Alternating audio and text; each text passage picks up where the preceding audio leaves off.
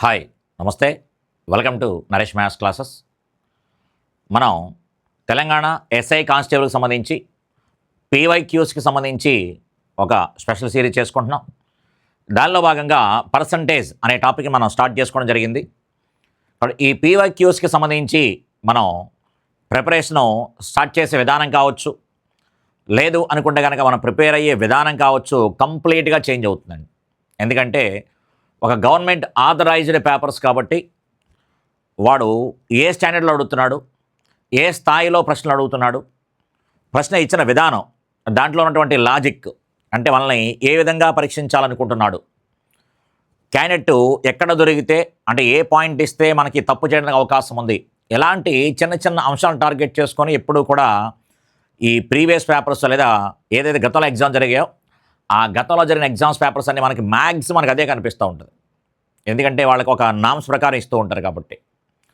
దానితో పాటు మనం ఎంతవరకు ప్రిపేర్ అవ్వాలి, ఏ స్థాయిలో ప్రిపేర్ అవ్వాలని కూడా తెలియజేస్తాయి. ఓకే అండి. అందుకని ఖచ్చితంగా ఏపీకి సంబంధించి కావచ్చు, తెలంగాణకి సంబంధించి కావచ్చు, ఏవైతే మనకి గతంలో జరిగిన ప్రీవియస్ పేపర్స్ ఉన్న 24 ప్రీవియస్ పేపర్లు ఖచ్చితంగా మన దగ్గర ఉండాలి, ఎనాలిసిస్ చేయాలి. ఓకే. దానిలో భాగంగా మనం కొన్ని ప్రశ్నలు చెప్పుకోవడం జరిగింది.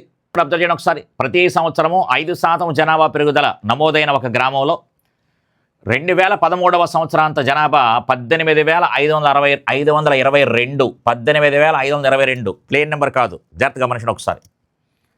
అయితే 2011 ప్రారంభము నాటి, జాగ్రత్తగా చూసుకోవాలి, 2011 ప్రారంభము నాటి 2011 ప్రారంభము నాటి గ్రామ జనాభా ఎంత అడిగాడు. అంటే 2011 స్టార్టింగ్ జనాభా ఎంత, ఇది వాడి ప్రశ్న. 2011 నుంచి 2011 ఎండింగ్కి, లేదా 2012 స్టార్టింగ్కి, 2013 స్టార్టింగ్కి, కానీ వాడిచ్చిన జనాభా 2013 సంవత్సరాంతాన, జాగ్రత్తగా అబ్జర్వ్ చేయాలి. 2013 సంవత్సరాంతరం అంటే ఎండింగ్లో, అంటే 3 సార్లు శాతం పెరిగింది అని చెప్పడం కోసం. కానీ మనల్ని ఏ రకంగా మభ్యపెట్టడం ఒకసారి క్లియర్గా ఇక్కడ 2011 అని చెప్పాడు, ఇక్కడ 2013 అని చెప్పాడు. ఇది ఎప్పుడు ఇచ్చాడు ఎగ్జామ్లో చూడండి ఒకసారి. Telangana SI prelims 2018. దీని ముందు చెప్పుకున్న ప్రాబ్లం మనకి ఎప్పుడు చూడండి ఒకసారి. దీని ముందు చెప్పుకున్న ప్రాబ్లం ఏదైతే ఉందో మనకి సేమ్ ఇదే లెక్క. తెలంగాణ కానిస్టేబుల్ ప్రిలిమ్స్ 2018 సంబంధించి 2018 సంబంధించిన ప్రశ్నలే. ఒకటి తెలంగాణ కానిస్టేబుల్కి సంబంధించి అడిగితే, కానిస్టేబుల్ ప్రిలిమ్స్కి సంబంధించి అడిగితే, ఇంకొకటి ఎస్ఐ ప్రిలిమ్స్కి సంబంధించిన ప్రశ్న అడిగాడు. ఒకే రకమైన ప్రశ్న, జాగ్రత్తగా గమనించాలి ఒకసారి. ఎనాలిసిస్ చేయడం అంటే మనం ఇదే అబ్జర్వ్ చేసుకోవాల్సినటువంటి విషయం. సేమ్ ఒకే రకమైన లెక్క. ఇక్కడ 10% మంది వలస వెళ్ళిపోతున్నారు, 96,228 మంది ఎండింగ్లో జనాభా అని చెప్పాడు. ఆ లెక్కని కొంచెం మార్పు చేసి అదే 2018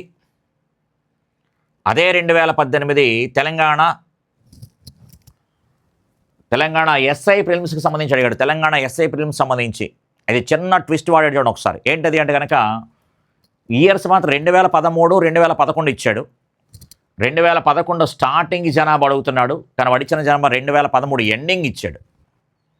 అంటే ఇండైరెక్ట్గా ఏంటంటే మనకి 2011 స్టార్టింగ్, 2012 స్టార్టింగ్, 2013 స్టార్టింగ్, 2013 ఎండింగ్. అంటే ఇండైరెక్ట్గా మనకి 3 times 3 years అని అర్థం. సేమ్ లెక్క 3 years అని అర్థం. అయితే 5% జనాభా పెరుగుదల అని చెప్పాడు కాబట్టి 5% అనగానే క్లియర్గా 1/20 అని అర్థం. పెరుగుదల అని చెప్పాం కాబట్టి 20కి 1 పెరిగితే 21/20, 21/20, 21/20. జాగ్రత్త అబ్జర్వ్ చేయండి ఒకసారి. ఇది కూడా జనాభా లెక్కే, వరశాతాలకి సంబంధించిన లెక్క. ఇది కూడా జనాభాకి సంబంధించిన లెక్క ఇచ్చాడు, వరశాతాలకి సంబంధించిన లెక్క. ఎట్ ది సేమ్ టైం మనకి 3 సార్లు రిపీటేషన్ సంబంధించింది హ్యాపీగా వేసుకోవచ్చు, అదొక విధానం. ఇంకా మనం అబ్జర్వ్ చేయాల్సిన పాయింట్ ఏంటి, ప్లేన్ నెంబర్ ఎవరు చూడండి ఒకసారి. 18,522 ఇచ్చాడు వాడు. 18,522 ఇచ్చాడు. 18,522 ఇచ్చాడు. ఇక్కడ కూడా నువ్వు జాగ్రత్త అబ్జర్వ్ చేయ ఒకసారి. 21లో మనకి 3వ ఎక్క ఉంది, 21లో 3వ ఎక్క ఉంది కాబట్టి 3 3 ఎంత 9 అని చెప్తాం. 21లో 3వ ఎక్కము, 21లో 3వ ఎక్కం కనిపిస్తుంది కాబట్టి 3 3 9. అందుకని మనకి అవుట్పుట్ నెంబర్లో కూడా టోటల్ లైన్ వచ్చింది చూడండి ఒకసారి. అవుట్పుట్ నెంబర్లో టోటల్ లైన్ వచ్చింది. క్లియర్గా అవుట్పుట్ నెంబర్లో టోటల్ లైన్ వస్తుంది. అయితే అక్కడ కూడా మనం అబ్జర్వ్ చేస్తే మనకి ఇంకా ఏమైనా ఛాన్సెస్ ఉన్నాయా అంటే కనుక, మనకి ఇక్కడ ఏమైనా ఛాన్సెస్ ఉన్నాయా అంటే కనుక ఇంకొక అవకాశం ఏం కనిపిస్తలేదు. ఓకే అండి. 11 ఎక్క మనకు కావాల్సిన నెంబర్లు 9, 11 బాగా చూసుకోండి. ఎక్కువగా 9, 11 బాగా చూస్తూ ఉండండి. 9 అవకాశం ఇచ్చింది కాబట్టి 9 చూశాను. అక్కడ 11 ఎక్కం ఏం పోవట్లేదు కదా దీంట్లో. ఇక్కడ 11 ఎక్కానికి ఏమీ ఛాన్స్ లేదు కదా. 11 ఎక్కానికి ఏమీ ఛాన్స్ లేదు. అందుకని మనకి 11 ఎక్కం చూడట్లేదు. అందుకని సరదాగా లెక్క చేసుకుంటే కనుక ఏం చెప్పుకోవచ్చు, ఎంతమంది చెప్పినట్టుగా చూడండి ఒకసారి. 21 × 21 × 21 21 క్యూబ్ అనగా 9261. 9261 బై 20 × 20 × 20 అనగా 8000. వాడిన ప్రశ్న ఈ స్టార్టింగ్ జనాభా ఎంత అడుగుతున్నాడు. వాడిన ప్రశ్న ఆ స్టార్టింగ్ జనాభా 8000 ఏదైతే ఉందో 8000 ఎంత అని అడుగుతున్నాడు. వాడు ఎండింగ్ జనాభా ఎంత ఇచ్చాడు, 18,522 ఇచ్చాడు. 18,522. 8000కి ఎంత అడిగాడు. 8000కి ఎంత అని అడిగాడు కాబట్టి కళ్ళు మూసుకొని సమాధానం చెప్పేసుకోవచ్చు. అంటే కనుక మనకి 8000 ఇంటూ సమ్ వాల్యూ కాబట్టి తప్పనిసరిగా 3 zeros వస్తాయి. తప్పనిసరిగా 3 zeros రెండే ఉన్నాయి. 8వ ఎక్కం పోయేది కూడా మనకి 8వ ఎక్కం పోయేది కూడా 16 ఒక్కటే ఉంది. 8వ ఎక్కం పోయేది 16 ఒక్కటే ఉంది. అబ్బాయి మనం అంత చూడలేము సార్ అని అనుకుంటే కనుక క్లియర్గా అబ్జర్వ్ చేయ ఒకసారి. క్లియర్గా దీనికి డబల్ 9,261కి డబల్ 18,522. 9,261కి 9261కి డబలే 18,522. అలా 8,000కి డబల్ ఎంత, 16,000 సమాధానం. 9,261కి డబల్ ఉంది 18,522. 8,000కి ఎంత అంటే 16,000 అని చెప్పచ్చు. అయితే మన క్లాసులు చెప్పేటప్పుడు మనకి డీటెయిల్గా ప్రతిదీ మనం లెక్క చేసుకుంటూనే వెళ్ళాం. ప్రతిదీ లెక్క చేసుకుంటూ ఏ రకంగా క్యాన్సిల్ చేసుకోవాలి ఇవన్నీ చేసుకుంటూనే వెళ్ళాం. కానీ పేపర్ అనాలిసిస్ చేస్తున్నప్పుడు కానీ, ఎగ్జామ్ పేపర్ అటెంప్ట్ చేస్తున్నప్పుడు కానీ దాంట్లో ఉన్నటువంటి కీ పాయింట్స్ ఏవైతే అవి ఎక్కువగా వాడుకోగలగాలి. ఎన్ని కీ పాయింట్స్ నువ్వు బలంగా వాడుకోగలిగితే అంత ముందుకు వెళతాం. లెక్కలు చేస్తామో అందరితో పాటు సమానం చేస్తాం. లెక్కలు చేయడం కంటే కీ పాయింట్స్ వాడుకుంటూ బలంగా చేసుకోవడం అనేది ఏదైతే ఉందో పక్క వాళ్ళకంటే మెరుగ్గా ఒక 5-6 లెక్కలు ఎక్స్ట్రా చేయడానికి అవకాశం వస్తుంది. అదే మన జాబ్కి డిసైడింగ్. ఓకే. కాబట్టి మనం ఎప్పుడు చాలా సూపర్గా చదివేస్తున్నాం కాబట్టి అని అనుకోకూడదు. ఇప్పుడు కూడా మనకంటే మన పక్కోడు కూడా చాలా తెలివైనడు. ఓకే. మనం ఎప్పుడు కూడా గొప్పగా మనం పక్కవాడిని తక్కువ అంచనా వేయొద్దని చెప్తున్నాం ఇక్కడ. పక్కవాడిని ఎప్పుడు తక్కువ అంచనా వేయకూడదు. కానీ పక్కవాడి కంటే ఎక్కువ మార్కులు రావాలి. పక్కవాడు బాగా చదువుతాడు అని అనుకోండి, తప్పేం లేదు నీకు. కానీ అతనికంటే ఎక్కువ మార్కులు సాధించాలంటే నేనేం చేయాలి అని ఆలోచించాలి. ఓకే. ఎందుకంటే ఇండివిజువల్స్ ఎవరి ఆలోచనలు వారివి, ఎవరి తెలివితేటలు వాళ్ళవి. అందుకే మనం వాళ్ళని బీట్అవుట్ చేసేస్తూ వాళ్ళని తొక్కేయాల్సిన పని లేదు.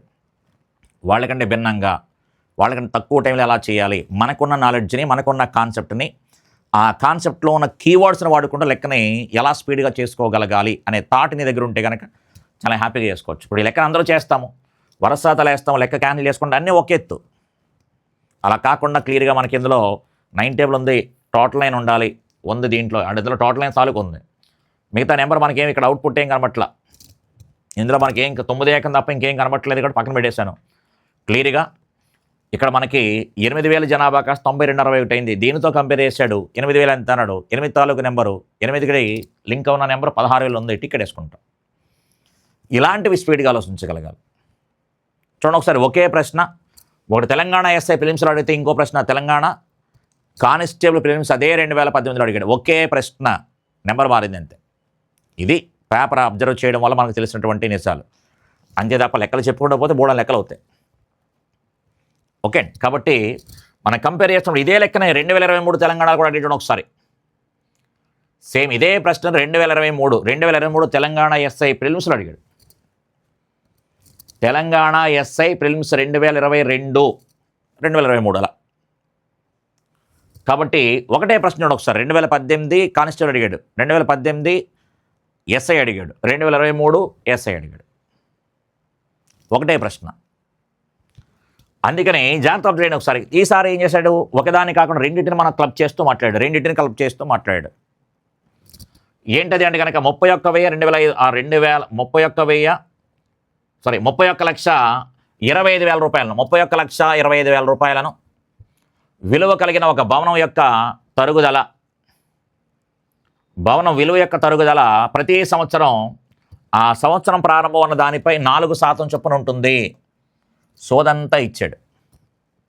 సింపుల్గా ఒక భవనం రేట్ ఇది, ప్రతి సంవత్సరం 4% తగ్గుతుంది అని అంటే ఒక వాక్యంలో అయిపోయేదాన్ని వాడు చూడండి ఇలా సాగదీస్తూ ఇచ్చాడు. భవనం రేటు 31,25,000 ప్రతి సంవత్సరం 4% చొప్పున తగ్గుతుంది అని అంటే అయిపోయేదానికి వాడు ఎక్స్టెండ్ చేసుకుంటూ ఇచ్చాడు.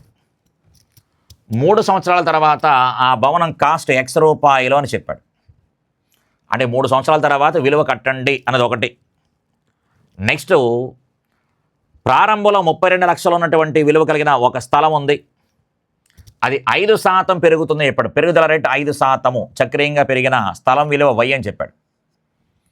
అంటే క్లియర్గా అప్పుడు Y మైనస్ X ఎంత అంటే ఇండైరెక్ట్గా 3 సంవత్సరాల తర్వాత ఇక్కడ విలువను కనుక్కోండి X వస్తుంది, ఇక్కడ విలువను కనుక్కోండి Y వస్తుంది, ఆ రెండు తీసేయండి అని చెప్పాడు అంతే.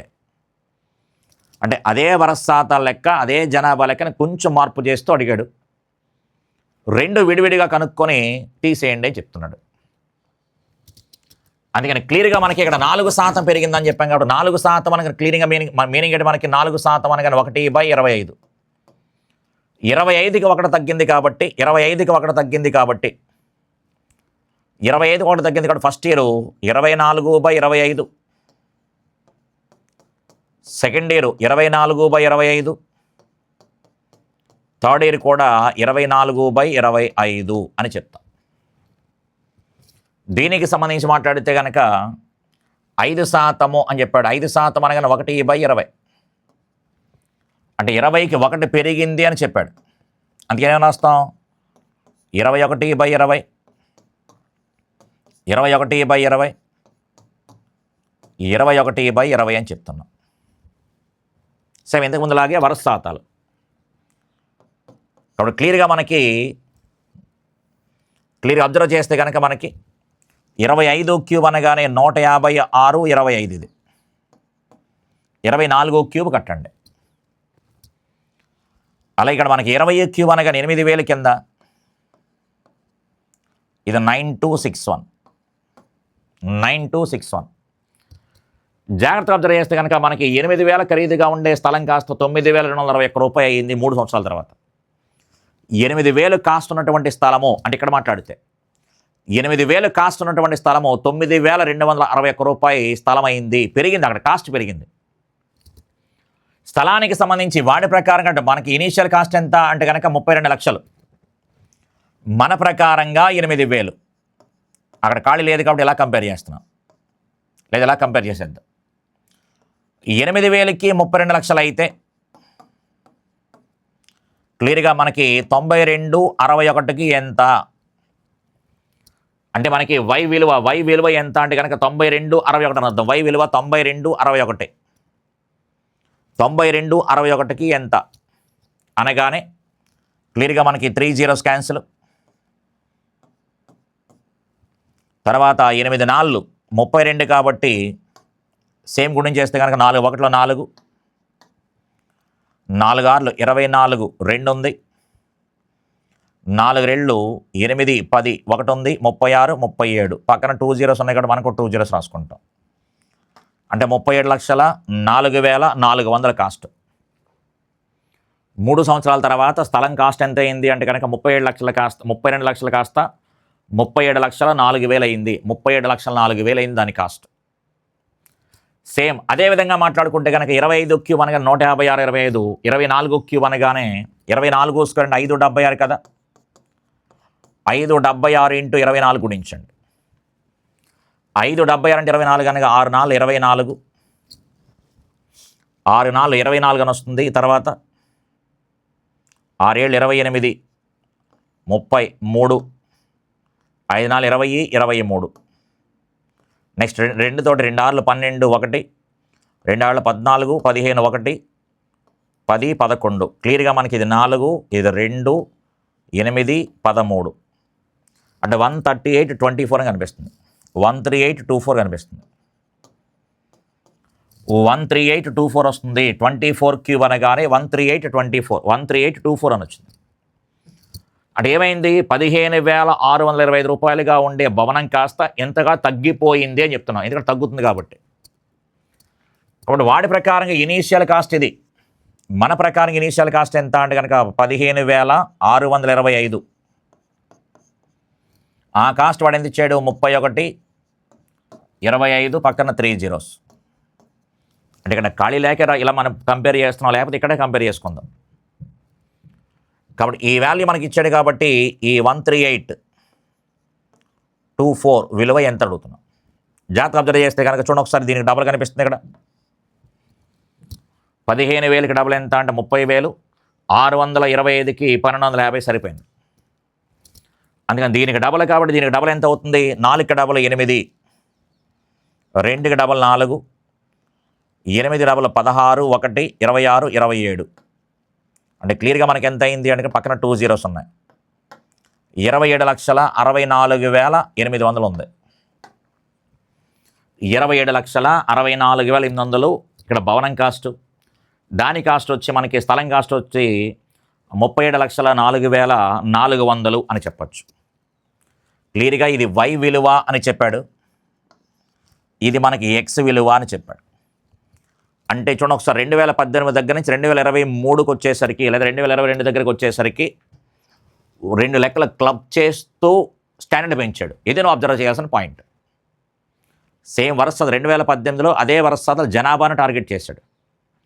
అదే వరుస లెక్కని 2022కి వచ్చేసరికి ఏం జరిగింది అన్నది అబ్జర్వ్ చేస్తే ఒకే లెక్కలో 2 లెక్కలు ఇస్తూ పెరుగుదల ఇచ్చాడు, తగ్గుదల 2 ఇచ్చి ఆ రెండింటిని ఒక విలువ వై ఇంకొక విలువ ఎక్స్, ఆ రెండింటికి భేదం ఎంత అని చెప్పాడంటే ఒక లెక్కలోనే 2 లెక్కలు మిక్స్ చేసాడు.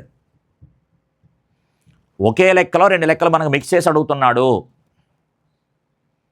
అంటే కొంచెం స్టాండర్డ్ పెంచాడు. ఇది మనం అర్థం చేసుకోవాల్సిన పాయింట్. ఓకే, ఈ రకమైన లెక్కలు వచ్చిన ఎగ్జామ్ హాల్లో మనం ఏం చేయాలి, మన దగ్గర ఏ రకమైన ఆలోచనలు ఉండాలి, ఇలా మనం ఆలోచించడానికి అవకాశం వస్తుంది.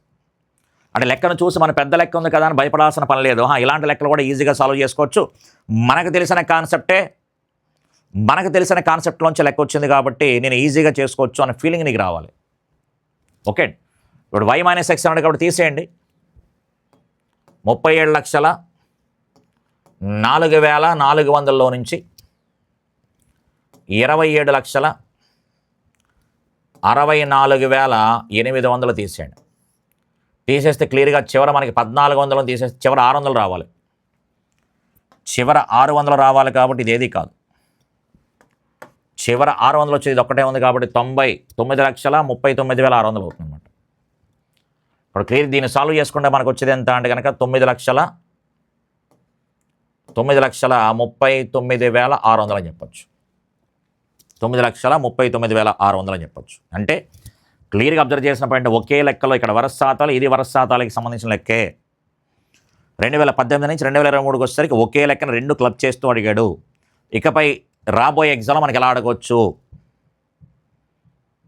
ఓకే అండి, ఇప్పుడు 2027లో 2026లో మనకు ఒక నోటిఫికేషన్ ఇచ్చాడు కాబట్టి దీనికి సంబంధించిన నోటిఫికేషన్లో ఇదే లెక్కను అడిగితే కనుక ఈ రకంగా ఇంకా క్లబ్ చేయొచ్చు అనే ఆలోచన దగ్గర ఉండాలి. ఇక్కడ లెక్క ఒక పాయింట్ వచ్చింది కాబట్టి దీంట్లో మనకి ఉపయోగపడే పాయింట్ ఏంటంటే కనుక 24కి సంబంధించి 24కి సంబంధించి కనుక నెత్తి మీద మనకి ఆడ్ నెంబర్ ఉంటే 24కి సంబంధించి మన నెత్తి మీద ఆడ్ నెంబర్ ఉంటే కనుక ఎండింగ్ 2 digits మనకి 24 వస్తుంది. 24కి సంబంధించి నెత్తి మీద మనకి ఈవెన్ నెంబర్ సరి సంఖ్య కనుక ఉంటే మనకి చివరి 2 సంఖ్యలో 76 వస్తుంది. ఇది కాంపిటేటివ్ ఎగ్జామ్ దృష్ట్యా మనకు ఉపయోగపడుద్ది. 24కి పవర్లో ఆడ్ నెంబర్ ఉంటే కనుక 24 వస్తుంది, చివరి 2 digits. అంటే 24 స్క్వేర్, 24 క్యూబ్, 24 పవర్ 4 అని చెప్పేసి మనం చేస్తూ కూర్చొని కష్టపడుతూ కూర్చోకూడదు. కాబట్టి చివరిలో మనకి క్లియర్గా మనకి 24 వస్తుంది అని అర్థం చేసుకోగలిగితే 48 వస్తుందని పాయింట్ వస్తుంది. అలా ఇక్కడ మనకి 9261 కాబట్టి 8తో గుణిస్తారు, 4తో గుణిస్తామని తెలుస్తుంది కాబట్టి చివరి అంకెల ఆధారంగా కొంచెం అవకాశం ఉంటుంది. అయితే బాగా ప్రాక్టీస్ ఉంటే చేయగలుగుతాము, మరి అంత ఇబ్బంది పెట్టినాం. బాగా ప్రాక్టీస్ ఉంటే తప్ప ఈ ఆలోచనలు రావు. అయితే కాంపిటేటివ్ ఎగ్జామ్లో మనకు ఉపయోగపడే పదాలు ఇది బాగా పనిచేస్తుంది. అందుకని మీకు ఎంతవరకు సపోర్ట్ చేయగలుగుతుందో అంతవరకు కాంపిటెన్స్లో మీరు కూడా యూజ్ చేయడానికి అవకాశం ఉండే పాయింట్ల గురించి మాట్లాడతాం. అంతే తప్ప నాకు నాలెడ్జ్ ఉంది కదా అని చెప్పేసి అదంతా మీకు ఇచ్చిన కన్ఫ్యూజన్ వల్ల నేర్చుకున్నది కూడా పోద్ది అనమాట. ఓకే, బాగా ప్రాక్టీస్ చేసామనుకోండి, దీని తర్వాత నేను ఏం చెప్పినా కూడా బాగానే ఉంటుంది. అందుకని చూడండి, ఇంతకుముందు అక్కడ 11 టేబుల్ ఓకే ఎక్కించవచ్చు, 9 ఎక్కం పోవాలి, అది కూడా నీకు బ్రెయిన్లో ఎక్కించగలుగుతాను. కొంచెం మరీ లోపలికి వెళ్ళే కొలది ఏమవుతుందంటే కొంచెం కాంప్లికేషన్ అయిపోతుంది. కాబట్టి అందుకని కొంచెం మనకు ఉపయోగపడే పదం చెప్పాను. అందుకే 24 నెత్తి మీద కనుక బేస్ సంఖ్య ఉంటే చివరి 2 అంకెలు 24 వస్తాయి. 24 నెత్తి మీద మనకి సరి సంఖ్య కనుక ఈవెన్ నెంబర్ కనుక ఉంటే 76 వస్తుంది అని చెప్తున్నాం. ఓకే, కాబట్టి వరసాతాలకి సంబంధించిన ప్రాట్లోనే కొంచెం జాగ్రత్తగా అబ్జర్వ్ చేసుకుని ఒకసారి ఏముంది అని అబ్జర్వ్ చేయగలిగితే చాలా అంటే చాలా ఈజీగా మాట్లాడుకోవచ్చు అనమాట. ఓకే, కాబట్టి జస్ట్ కంటిన్యూస్గా మనకి సిరీస్ వస్తూ ఉంటుంది. కాబట్టి మీరు రెగ్యులర్గా నోట్స్ రాసుకునే ప్రయత్నం చేస్తూ ఉండండి. చెప్పిన పదాల మీద ఫోకస్ పెడుతూ ఉండండి. ఎలా ఎనాలిసిస్ చేస్తున్నామో నువ్వు కూడా అలా ఆలోచించే ప్రయత్నం చేస్తూ ఉండు. ఓకే, కాబట్టి దీనికి సంబంధించినటువంటి కాన్సెప్ట్లు లెక్కలు అంటే మనకి ఏదైతే జనరల్గా మనం కాన్సెప్ట్లు మాట్లాడుకుంటామో అవన్నీ మనం క్లాసులో యాప్లో మనం చెప్పుకోవడం జరిగింది. అందుకని మళ్ళీ ఆ కాన్సెప్ట్ అంతా తవ్వుతూ కూర్చుంటే కనుక ఒక లెక్క కూడా మనకు అవ్వదు. ఓకే అండి, కాబట్టి కాన్సెప్ట్ మొత్తం ఆ చాప్టర్ అంతా మనం బాగా వినండి. ఓకే అండి, చాలా చాలా ఈజీగా మార్కులు వస్తాయి. చాలా ఈజీగా మార్కులు వస్తాయి. కాన్సెప్టే కీలకం. కాన్సెప్ట్ నుంచి ఇలాంటి కీవర్డ్స్ చాలా ఈజీగా మాట్లాడేయచ్చు. చిన్న చిన్న కీవర్డ్స్ ఉపయోగించుకొని మ్యాక్సిమం అన్నీ కలిపి ఒక 5-6 కీవర్డ్స్ లేదా 10 కీవర్డ్స్ వేసుకోండి. మ్యాక్సిమం లెక్కలో లేపుదేయచ్చు. ఈ ప్రశ్న గమనించండి ఒకసారి. తెలంగాణ కానిస్టేబుల్ ప్రిలిమ్స్కి సంబంధించి 2018 ప్రశ్న మ్యాచింగ్ ఇచ్చాడండి. ఒక బేసిక్ ప్రశ్న చెప్పొచ్చు. తెలంగాణ కానిస్టేబుల్కి సంబంధించి ప్రిలిమ్స్లో అడిగిన ప్రశ్న 2018 ప్రిలిమ్స్కి సంబంధించిన ప్రశ్న. ఒక బేసిక్ ప్రశ్న అడిగాడు. పర్సంటేజ్లో ఒక బేసిక్ సంబంధించిన ప్రశ్న. అంటే పర్సంటేజ్ ఎలా కనుక్కోవాలి అనే దాని మీద మనకు ప్రశ్న అడిగాడు. జాగ్రత్తగా జరిగిన ఒకసారి 2 అనేది 50లో ఎంత శాతమో అని చెప్పాడు. ఎవడిలో అంటే వాడు కింద ఆయన డినామినేటర్లో రాసుకోవాలని చెప్పాను. ఇక్కడ 50లో అని చెప్పాడు కాబట్టి 50 అనే దాన్ని డినామినేటర్లో రాసుకుంటాము. 2 గురించి కనుక్కోమన్నాడు కాబట్టి 2/50 ఎవడిలో అంటాడో వాడిని డినామినేటర్లో రాసుకోవాలి. అందుకని 2/50 శాతము అనగానే ఇంటూ 100. అప్పుడు క్లియర్గా మనకి 50 అనేది 100 ఎన్నిసార్లు పోద్ది? 2 సార్లు పోతుంది. 2 ఎంత అంటే కనుక 4% అని చెప్పొచ్చు. అంటే మొదటిది మనకి 4% అని చెప్పాం కాబట్టి 1వ దానికి ఏ అని అర్థం. 1వ దానికి ఏ అని అర్థం కాబట్టి ఖచ్చితంగా మనకి 1వ ఆప్షన్ అయితే కాదు. అది ఏదైతే మనకి డిఫరెంట్గా ఉందో అది చేసే ప్రయత్నం చేయండి తప్ప మిగతావన్నీ మనం పక్కన పెట్టేసినా ప్రాబ్లం లేదు. ఇక్కడ చూడండి ఒకసారి ఏడి సిడి అని వచ్చాయి కాబట్టి 2 వచ్చేద్దాం. 1/3లో ఎంత శాతము 1/2 అవుతుంది. 1/3లో అని చెప్పాడు. ఎవడిలో అని చెప్తాడు వాడు డినామినేటర్లో రాసుకోవాలి. అందుకని మనకి 1/3 అనేది డినామినేటర్లో రాస్తాము. 1/2 గురించి కనుక్కోవాలి.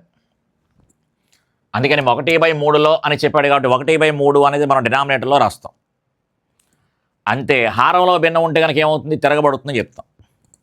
హారంలో భిన్నం ఉంటే తిరగబడుతుంది కాబట్టి 3 పైకి వెళ్ళిపోతుంది. 2 అనేది కిందకు వచ్చేస్తుంది. 3/2 శాతము అనగానే ఇంటూ 100. 2 అనేది 100లో 50 సార్లు పోద్ది కాబట్టి 3 50లు ఎంత అంటే కనుక 150%. 150% అన్నాం కాబట్టి 150% అంటే డి అని చెప్పొచ్చు అనమాట.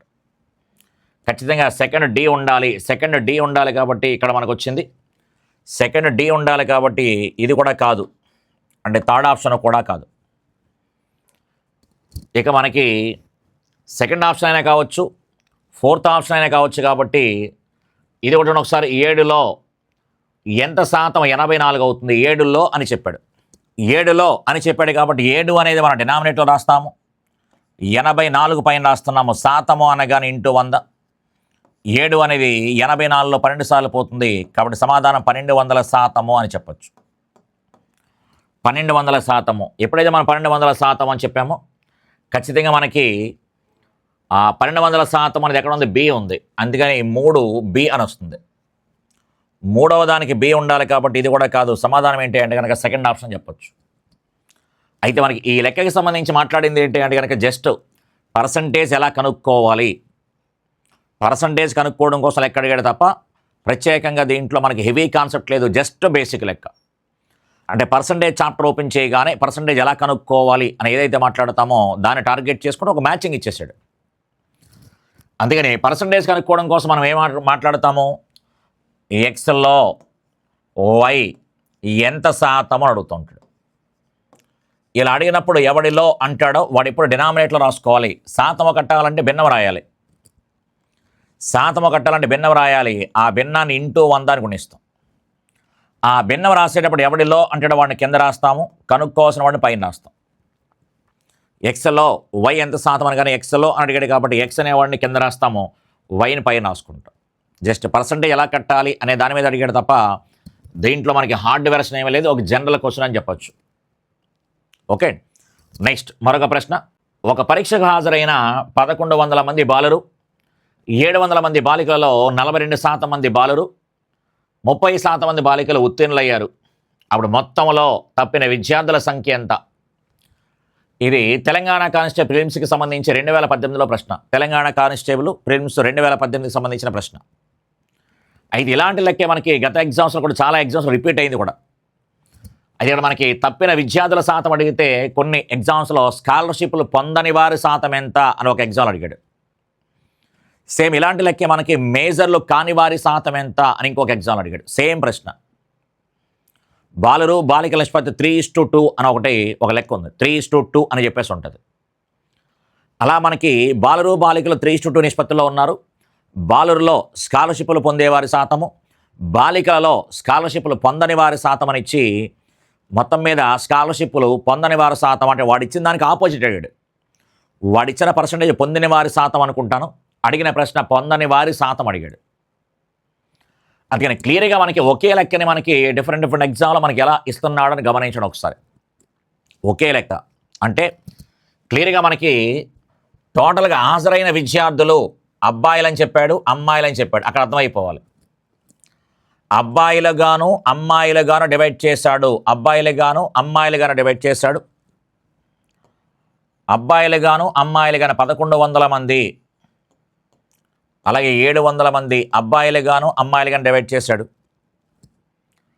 అబ్బాయిల్లో మనకి పాస్ అయిన వాళ్ళ శాతం ఇచ్చాడు, అమ్మాయిల్లో కూడా పాస్ అయిన వాళ్ళ శాతం ఇచ్చాడు. అడిగిన ప్రశ్న ఏంటంటే కనుక మనకి తప్పిన విద్యార్థుల శాతం అంటే ఫెయిల్ అయిన విద్యార్థుల శాతం అడిగాడు. అందుకని డైరెక్ట్గా మనకి ఎవరి గురించి అయితే మాట్లాడుతున్నాడో వాళ్ళకి సంబంధించిన శాతాలు ఇస్తే ఏడీవీడీ చేయండి అని చెప్పాను. ఏడీవీడీ 2 భాగాలుగా డివైడ్ చేస్తాడు, వాళ్ళకి సంబంధించిన శాతాలు ఇస్తూ ఉంటాడు. 2 భాగాలుగా డివైడ్ చేసి వాళ్ళకి సంబంధించిన శాతాలు ఇచ్చినప్పుడు ఏడీవీడీ చేయండి అని చెప్పేసి అన్నాం. 2 భాగాలు కంటే అబ్బాయిలుగాను అమ్మాయిలుగాను లేదా సైకిలు మోటారు అని చెప్పేసి విడివిడిగా డబ్బులు ఇస్తూ ఉంటాడు. వాళ్ళకి సంబంధించిన శాతాలు ఇస్తూ ఉంటాడు. అది ఏ పెట్టుబడి బి పెట్టుబడి, ఏకి సంబంధించిన కాలము బి అనే వాడికి సంబంధించిన కాలము ఇస్తాడు. లేదా కాయిన్స్, ఏ రూపాయి కాయిన్లు, ₹10 కాయిన్లు, పావలా కాయిన్లు అంటాడు. వాటికి సంబంధించినటువంటి పర్సంటేజ్ మళ్ళీ ఈ రూపాయి కాయిన్లు ఎన్ని ఉన్నాయి పర్సంటేజ్ ఇస్తారు, నిష్పత్తి ఇస్తూ ఉంటాడు పర్సంటేజ్ కాకుండా. అలా ఎప్పుడు ఇచ్చినా సరే ఏడీవీడీ ఎవడి నెంబర్తో వాడి శాతాన్ని గుణించేయండి. క్లియర్గా మనకి అబ్బాయిలు 42% మంది బాలురు పాస్ అయ్యారని చెప్పాడు. ఫెయిల్ అయిన వాళ్ళు ఎంతమంది అవుతారు? అప్పుడు 58% అవుతారు. అలాగే అమ్మాయిల్లో మనకి పాస్ అయిన వాళ్ళు 30% కాబట్టి ఫెయిల్ అయిన వాళ్ళు 70% అవుతారు. క్లియర్గా డైరెక్ట్గా ఫెయిల్ పర్సంటేజ్ చేసాం కాబట్టి జనాన్ని కామన్గా ఉండే ఆ 2 zeros తీసేయండి.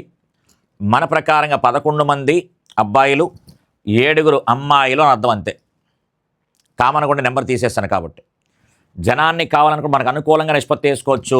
కానీ వాడిచ్చిన పర్సంటేజ్ కానీ వాడిచ్చిన సగటులు కానీ మార్చడానికి వీల్లేదు. వాడిచ్చిన పర్సంటేజ్లు కావచ్చు, వాడిచ్చిన సగటులు కావచ్చు, వాడిచ్చిన కాలాలు కావచ్చు, మార్చడానికి వీల్లేదు. జనాభాను మార్చుకోవచ్చు. అంటే మార్చుకోవచ్చు అంటే ఏమైనా క్యాన్సిల్ అయిపోతే క్యాన్సిల్ చేసుకోవచ్చు. ఇక్కడ 11 × 58 చూడండి ఒకసారి. 11 × 58 అనగానే 11 × 88, 8 ఉంది. 11 × 5 55, 8 63 అని చెప్తాం. ఎక్కడికి వస్తే కనుక 7 7 49 కాబట్టి 490 మొత్తం మీద అన్న చెప్పాడు కాబట్టి అబ్బాయిలు అమ్మాయిలు కలిస్తే మొత్తం అవుతుంది. అబ్బాయిలు అమ్మాయిలు కలిస్తే మొత్తం అవుతుంది అంటే టోటల్గా మనకి 18 మంది అవుతారు. మొత్తం మీద అని చెప్పాడు కాబట్టి అబ్బాయిలు అమ్మాయిలు కలిపి అని అర్థం. అందుకని క్లియర్గా బై 18 అని రాసుకుంటున్నాం. అందరికీ కలిపి పర్సంటేజ్ ఎంత అంటే బై 18 అని రాసాము. క్లియర్గా మనకి ఎంత అవుతున్నాడు ఒకసారి, ఇదొక 1128 అవుతుంది. 1128 బై 18, 1128 బై 18 అనగానే క్లియర్గా మనకి ఏ టేబుల్ పోతుందంటే 6 ఎక్కం పోతున్నాడు ఒకసారి. 6 క్లియర్గా మనకి 6 3 18, 6 దీంట్లో మనకి 6 1 6 52, 52 అనగానే నెక్స్ట్ 6 18 108, 108 4 8 48, మళ్ళీ 6 8 48, అంతే 188 బై 3, 188 బై 3 కాబట్టి ప్లేన్ నెంబర్ రావడం లేదు. ప్లేన్ నెంబర్ రావడం లేదు కాబట్టి అది తీసేసాను. అట్ ది సేమ్ టైం మనకి బై 3 అని ఉండాలి. ఇక్కడ బై 3, ఇక్కడ బై 3, అక్కడ బై 3 కనిపిస్తుంది. భాగించండి ఒకసారి. 3 6 18, 3 2 6, 2 బై 3. కాబట్టి సమాధానం ఎంత అంటే కనుక మనకి 62 2/3%, 62 2/3% అని చెప్పచ్చు. 62 2/3%. ఇది కూడా మనకి రిపీటెడ్ ఏరియా. ఏడివిడి అంటే ఏ అనేవాడు ఎంత ఆదాయం ఎంత అంటే మనకి అతని యొక్క ఆదాయంలో 80% ఖర్చు పెడుతున్నాడు. అతని ఆదాయం 20% పెరిగిన ఖర్చులో కూడా 10% పెరిగితే అతని యొక్క పొదుపులో పెరుగుదల శాతం ఎంత అని ప్రశ్న అడుగుతూ ఉంటాడు. ఇలాంటి ప్రశ్నలను కూడా మనకి ఏడివిడికి సంబంధించినవి. అతని ఆదాయాన్ని ఖర్చుగాను సేవింగ్స్గాను డివైడ్ చేశాడు, వాళ్ళకి సంబంధించిన శాతాలు ఇస్తాడు. ఎప్పుడైతే ఒకదాన్ని 2గా డివైడ్ చేసి వాళ్ళకి సంబంధించిన శాతాలు కానీ కాలాలు కానీ ఈ సగటులు కానీ ఇచ్చినప్పుడు ఏడివిడి. ఎవడి నెంబర్తోటి వాడి శాతాన్ని గుణించేయండి. అందులోనూ ఈ రకమైన లెక్క మనకి ఎప్పుడూ మనకి రిపీటెడ్ ఏరియా. గతంలో చెప్పినట్టుగా స్కాలర్షిప్లు పొందని వారి శాతం ఎంత, అలాగే మనకి మేజర్లు కాని వారి శాతం ఎంత, ఇలా మనకి తప్పిన విద్యార్థుల శాతం ఎంత అడుగుతాడు. అంటే ఒకే రకమైన లెక్కన వాడు ఎగ్జామ్లో మనకి చాలాసార్లు ఎగ్జామ్ రిపీట్ చేస్తూ ఉన్నాడు అనమాట. అంటే ఈ ఏడివిడిలో చాలా లెక్కలు చేస్తాం. ఎన్ని లెక్కలు చేసినప్పటికీ ఈ లెక్క మనకి ఎక్కువగా రిపీట్ అవుతుంది. ఓకే.